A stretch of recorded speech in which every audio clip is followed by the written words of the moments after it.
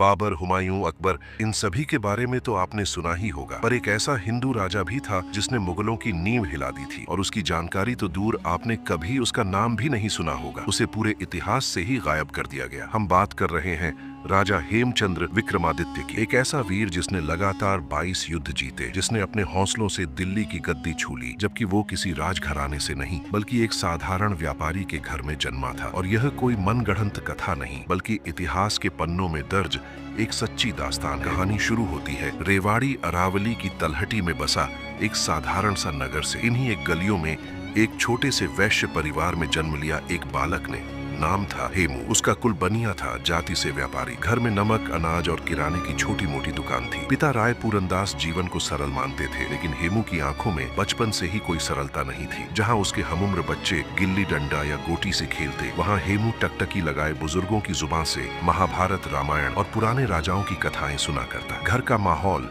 उसे व्यापार सिखा रहा था, भावताव, मुनाफा, घाटा और चौकन्ना व्यवहार। लेकिन उसके भीतर कहीं एक और दुनिया बसती थी। वो अक्सर ख्वाब देखता, कभी तलवार उठाए युद्ध भूमि में दौड़ता, कभी सिंहासन पर बैठा प्रजा को न्याय देता। एक दिन अपने पिता के साथ व्यापार के सिलसिले में उसने दिल्ली का रुख किया। उस समय दिल्ली उसके लिए एक सपना थी, बड़ी, भव्य और रहस्यमयी। रेवाड़ी की धूल भरी गलियों से जब पहली बार वह दिल्ली की ऊंची दीवारों, मस्जिदों और किलों को देखता है, तो उसकी आंखें और दिल एक ही बात कहते हैं, यही मेरा पथ है, यही मेरा भविष्य। लेकिन तब दिल्ली की धरती कुछ और झेल रही थी। आगे का वीडियो देखने के लिए चैनल को सब्सक्राइब करें।